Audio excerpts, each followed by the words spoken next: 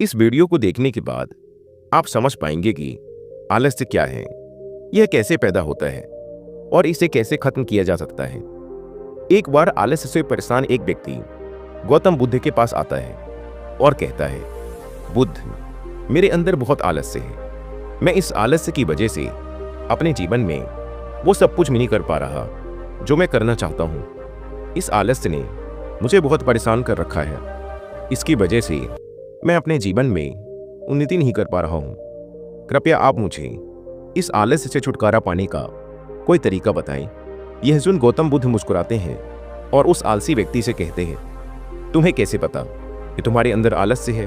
उस आलसी व्यक्ति ने कहा, बुद्ध, केवल मैं ही नहीं बल्कि मेरा पूरा परिवार भी यही कहता है कि मैं एक आलसी व्यक्ति हूँ। बुद्ध ने कहा, क्या तुम मुझे इसका प्रमाण दे सकते हो कि तुम एक आलसी व्यक्ति हो? उस आलसी व्यक्ति ने कहा, जी बुद्ध, मैं दे सकता हूँ। बुद्ध ने कहा, फिर प्रमाण दो। उस आलसी व्यक्ति ने कहा, बुद्ध, मैं ये तो जानता हूँ कि सुबह उठना मेरे स्वास्थ्य और मेरे मन दोनों के लिए ही लाभकारी है, लेकिन मेरा आलस्य मुझे सुबह जल्दी उठने ही नहीं देता। बुद्ध ने कहा, अच्छा, परंतु क्या तुम्हें पता है कि आलस्य होता क्या है? उस आलसी व्यक्ति ने कहा, बुद्ध, मुझे ये तो नहीं मालूम कि आलस्य होता क्या है, लेकिन ये जो कुछ भी है बहुत बुरा है। बुद्ध ने कहा, आलस्य एक मानसिक अवस्था है, एक भाव है, एक विचार है जिसे जाने अनजाने में हम इंसान खुद ही अपने अंदर पैदा करते हैं। आलसी व्यक्ति ने कहा, परंतु वो कैसे बुद्ध? बुद्ध ने कहा, पहले तो तुम ये समझो कि हमारे भीतर आलस्य दो कारणों से पैदा होता है। पहला कारण है शारीरिक और दूसरा कारण है मानसिक। शारीरिक आलस्य का पहला कारण है भोजन।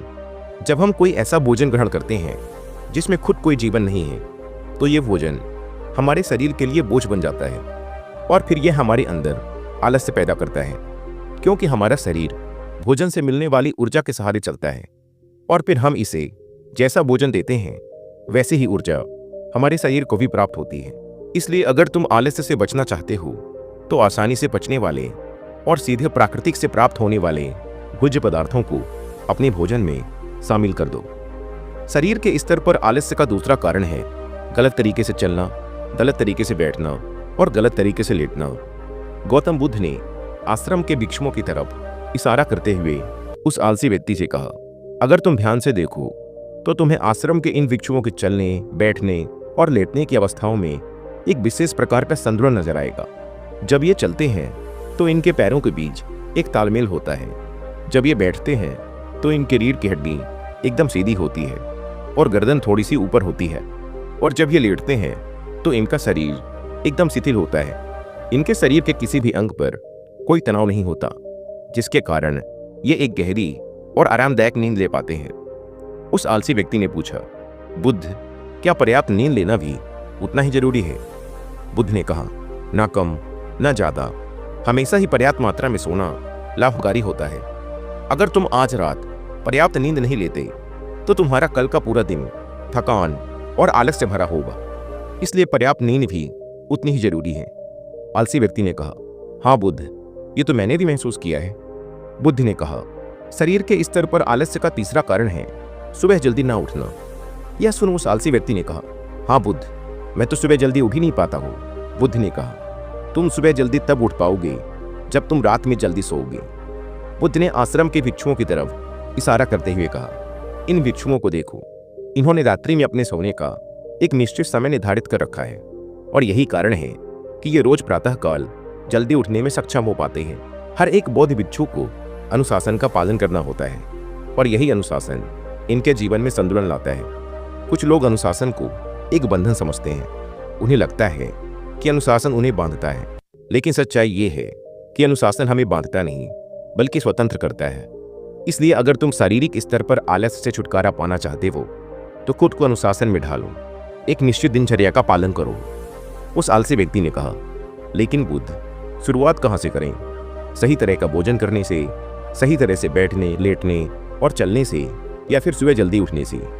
बुद्ध ने कहा, मन के स्तर पर आलस्य का पहला कारण है हमारी पुरानी गलत धारणाएं। जब हम किसी काम के लिए खुद को काबिल नहीं समझते तब हमारे भीतर आलस्य पैदा होता है। अगर हमारे मन ने यह विश्वास कर लिया कि पिछली बार की तरह इस बार भी मैं इस काम में असफल ही होऊंगा, तो उस काम को करने में हमें आलस्य आएगा। जबकि हम खुद को ये नहीं समझा पाते कि पिछली बार और इस बार में बहुत फर्क है। अब हम मानसिक तौर पर वो नहीं हैं जो पहले थे। हमने पिछली हार से बहुत कुछ सीखा भी है। इसलिए मानसिक आलस्य से बचने के लिए सबसे पहले खुद पर विश्वास करना सीखो। मानसिक आलस्य का दूसरा कारण है छोटी सोच वाले और आलसी व्यक्तियों का साथ करना। कई बार ऐसा होता है कि हम खुद आलसी नहीं होते, लेकिन कुछ आलसी और कामचोर लोगों के साथ रहते रहते हम खुद भी आलसी और कामचोर बन जाते हैं। यह सुन उस आलसी व्यक्ति ने कहा, हाँ बुद्ध, ये तो मैंने भी महसूस किया है। बुद्ध ने कहा, तो सबसे पहले आलसी और कामचोर लोगों की संगति में रहना छोड़ो।